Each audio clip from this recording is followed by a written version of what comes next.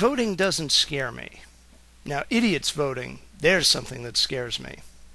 Good evening once again, everybody. This is Hell's Unicorn again, and as many of you may now know, there is a little bit of a controversy or a drama going on here on YouTube between The Amazing Atheist, aka Mr. I Love Bananas up in the no-no place, and the Southern Avenger, or Jack Hunter, Mr. I like to do my research before I make an argument.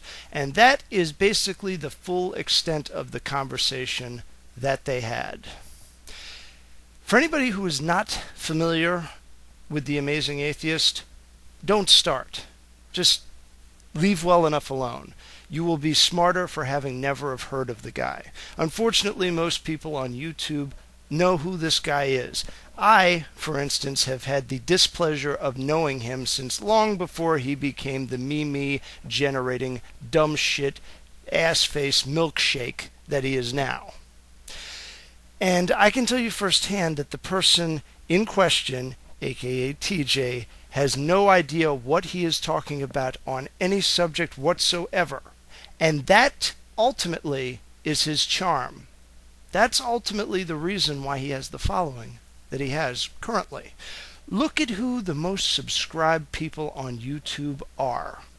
You have shows like Shaytards, you have Fred, you have all of these other short little snippet, sound bit oriented shows and all of this other random crap. That's the kind of thing that you watch to make your brain fall asleep.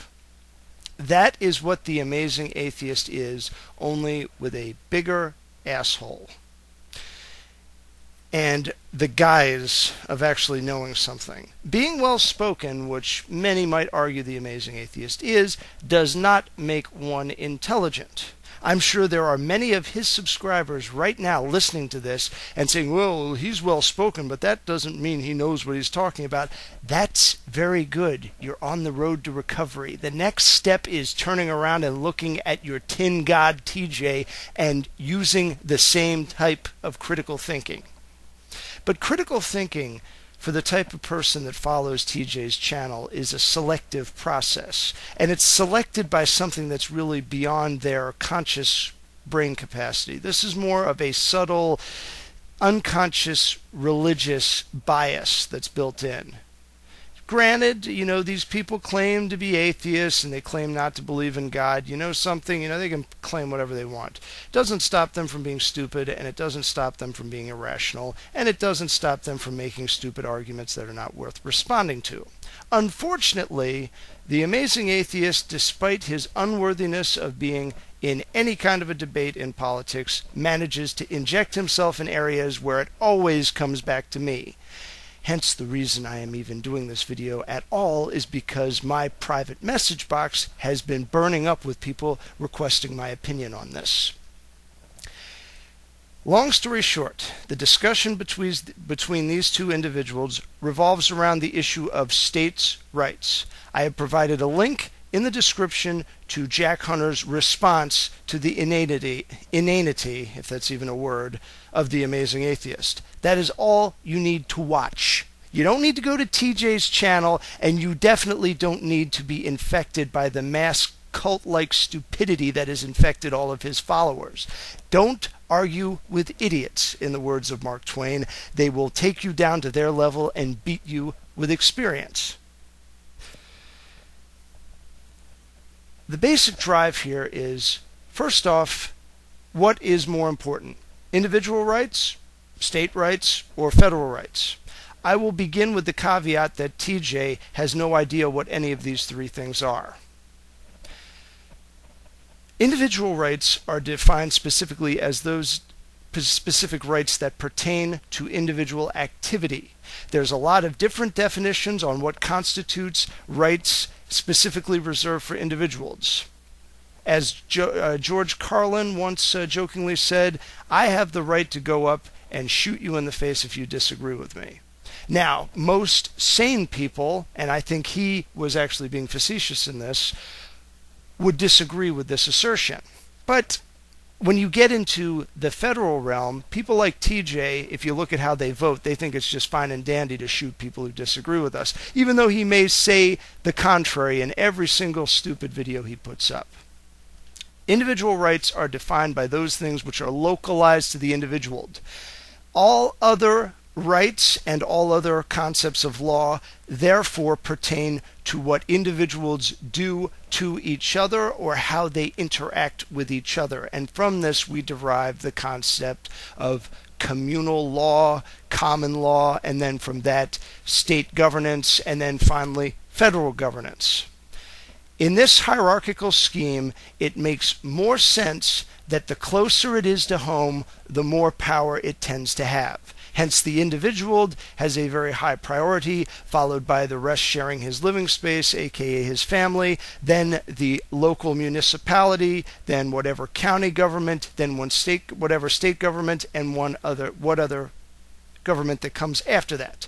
And the existence of these higher up levels of government are there for the specific purpose as a mode of appeal if there is abuse at the more local levels.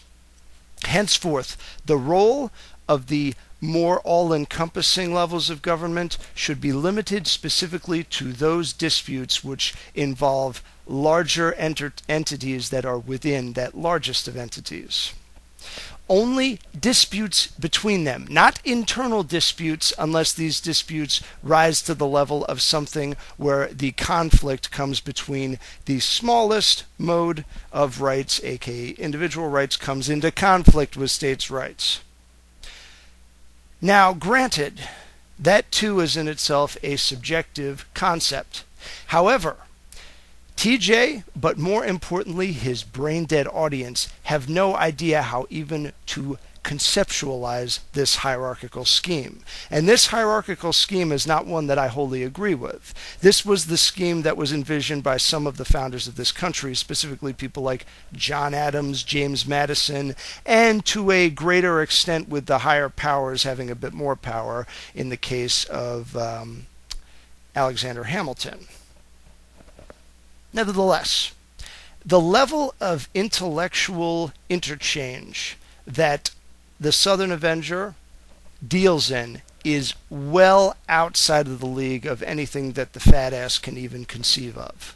Hence, you saw a really embarrassing display in this live debate that they had, and in response, TJ's brainless Flavor Aid drinking cult-like followers mob the Southern Avenger's channel and vote down his video without even watching it. Trust me, the video was not up 2 or 3 minutes and it already had dozens of downvotes. That's not somebody that's even entertaining the argument of the other side.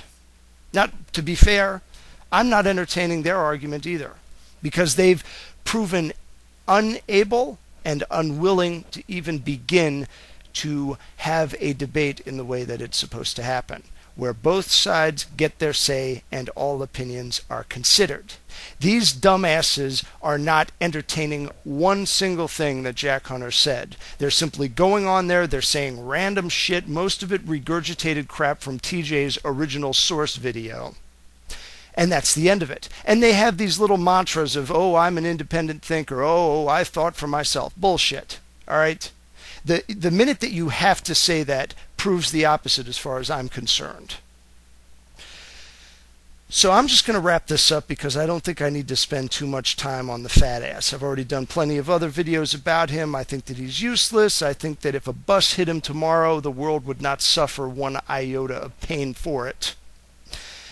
And more importantly, I have no consideration whatsoever for his followers. So just in the instance that he directs some of them here, I am going to be ready for them. I have a no mobbing policy on this channel. So if I think I'm being mobbed, appropriate measures will be taken to counteract it. So anyway, definitely go to the video that I have linked in the description and get informed about exactly what it is we're up against. Because come general election, if we should be able to get Ron Paul nominated to the Republican Party, this is the kind of inane bullshit that we're going to be dealing with in the general election. Regardless to what TJ says, he's an Obama supporter. Even if he doesn't vote for him, he thinks like one. Or I should say he doesn't think, and therefore he thinks like one.